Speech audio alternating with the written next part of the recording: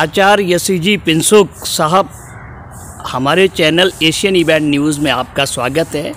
आपसे मैं समाजवादी और तिब्बत के संबंधों के बारे में बात करना चाहता हूं। आप दलाई लामा जी की निर्वासित सरकार में वहां डिप्टी स्पीकर रहे,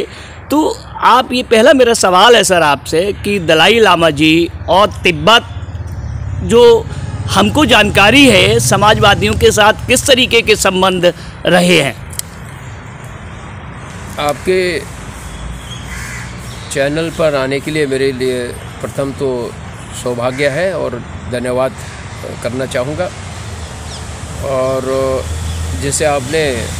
आपके प्रश्न के अनुसार समाजवाद और विचारधारा और तिब्बत का संबंध, परम पूज्य दलाई लामा जी जब भारत में बौद्ध जयंती 2500 वर्ष के सरकार और महाबोधि सोसाइटी दोनों के सामूहिक कार्यक्रम में परम पूज्य दलाई लामा जी 1956 में मुख्य अतिथि के रूप में बोध गया और पूरे भारत में एक विशेष स्वागत किया गया था। उस समय स्वर्गीय जयप्रकाश नारायण जी परम पूज्य दलाई लामा जी से मिले और उसके बाद जब सन 1959 के मार्च में जो तिब्बत में क्रांति और जब चीन के कम्युनिस्ट शासकों ने, माओ ने तिब्बत को पूर्ण कब्जा करने का पूरा किया और करने के बाद परम पूज्य दलाई लामा जी के सामूहिक अनेक तिब्बती भारत में शरण के लिए पधारी है। तो 1959 में परम पूज्य दलाई लामा जी मसूरी और 60 में धर्मशाला में निवासित सरकार का स्थापना हुआ, भारत सरकार और भारत के जनता के सहयोग से। और तब से लेकर स्वर्गीय जयप्रकाश नारायण जी अंतिम सांस तक तिब्बत के सहयोग का, समर्थन का एक विशेष रहा और ट्रस्टी भी रहा। और 1960 में तिब्बत बचाओ, हिमालय बचाओ करके प्रथम अधिवेशन कलकत्ता में आयोजन किया गया था और उसका भी 60 वर्ष का विशेष समारोह 2020 को कलकत्ता में भारत तिब्बत मैत्री संघ प्रोफेसर अनंत कुमार जी के नेतृत्व में, वर्तमान के उपराष्ट्रपति उस समय राज्यपाल महोदया जी थे, तो मुख्य अतिथि के रूप में कार्यक्रम हुआ। और विशेषकर डॉक्टर राम मनोहर लोहिया जी ने तो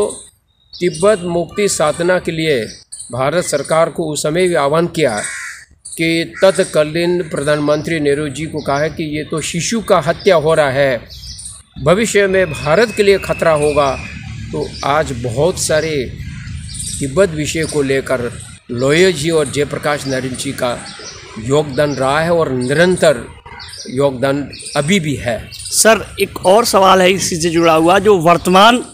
तिब्बत में सरकार है या वर्तमान जो तिब्बत को अलग किया गया, पहले तिब्बत जे.एंड.के के साथ ही जुड़ा हुआ था, जिस तरीके से वहाँ धारा 370 हटाई, तो इसके वहाँ नया एलजी बना, तो वर्तमान सरकार और तिब्बत के संबंध कैसे हैं? ये तो लद्दाख तो भारत का वो अलग सा जम्मू कश्मीर के राज्य से वो एक और तरफ से यूनियन टेरिटरी बनाया गया है, वो अलग है वो, और एक तरफ से भारत का ही एक राज्य के अंदर से एक यूनियन टेरिटरी बनाया गया है। लेकिन लद्दाख और तिब्बत का बहुत ऐतिहासिक से संबंध है, धर्म से संबंध है, संस्कृति से संबंध है और भारत के सीमा भी डेमचोक को तिब्बत और लद्दाख के बहुत निकटतम पड़ता है। और विशेषकर आपके हिमालयन क्षेत्र जो लद्दाख है, लाहौल स्पीति है, किन्नौर है, आपके उत्तराखंड है, आपका सिक्किम है, नाथुला है और अरुणाचल प्रदेश के ये बुमला से लेकर ये सब सीमांत जो है, ये पूरे हिमालय के रीजन जो है वो भारत और तिब्बत के बीच में सीमा था। तो इसीलिए आज जब तिब्बत चीन के संपूर्ण कब्जा में गया, चीन शासकों के, भारत और चीन के बीच में आज निरंतर मुठभेड़ और हमेशा कभी कभी असम, कभी कभी वहाँ सिक्किम में, कभी कभी अरुणाचल में, कभी कभी लद्दाख में, कभी कभी दार्जुला में, ये संकट समस्या हमेशा चीन गलवान और ये डोकलाम ये सब बराबर करते रहता है। तो इसलिए भारत और तिब्बत का संबंध जो है एक भौगोलिक तक नहीं, परंतु बौद्ध धर्म से लेकर, बौद्ध संस्कृति से लेकर और पर्यावरण से लेकर, जलवायु से लेकर, रीति रिवाज से लेकर, राजवंश से लेकर और मनुष्य की जहाँ तक की जो वो प्रारंभ जो है वो कौरव और पांडवों के युद्ध के बाद जो यहाँ से युद्ध हार गए थे वो तिब्बत में प्रवेश हुआ और तब से तिब्बत के मनुष्य के जाति का परंपरा भी इस तरह माना जाता है। बिहार के बहुत ही पटना और गया के एक ऐतिहासिक परिवार में एक पुत्र का जन्म हुआ और वो घर से निकलने के बाद तिब्बत पहुंचा तो राजवंश जो है तिब्बत वासियों ने उनको ही इंथ्रोनमेंट किया, न्याटी चंदपो। तब से लेकर तिब्बत की राजवंश भी भारत से ही संबंध है। तो इसलिए भारत और तिब्बत का संबंध अटूट संबंध है। लेकिन अभी जो 63 वर्ष तक ये एक ऐसा परिस्थिति है, तिब्बत चीन के कब्जा में जाने के बाद आज तिब्बती मुक्ति साधना के लिए संघर्ष जारी है। उसमें तो सभी लोगों का सहयोग रहा है, चाहे समाजवादी हो, बीजेपी का हो, कांग्रेस का हो, और विशेषकर डॉक्टर राजेंद्र प्रसाद जी का सहयोग रहा, वल्लभ जी पटेल जी का सहयोग रहा, आचार्य कृपलानी जी का सहयोग रहा और डॉक्टर अंबेडकर जी का सहयोग रहा। तो अनगिनत लोगों ने तिब्बत के लिए तो समर्थन किया। इसीलिए आज भारत के अंदर तिब्बत विषय जीवित है और तिब्बती को शरण मिला। शरण मिलने के बाद तिब्बत आज एक संघर्ष जो है पूरे विश्व व्यापक बन पाया है।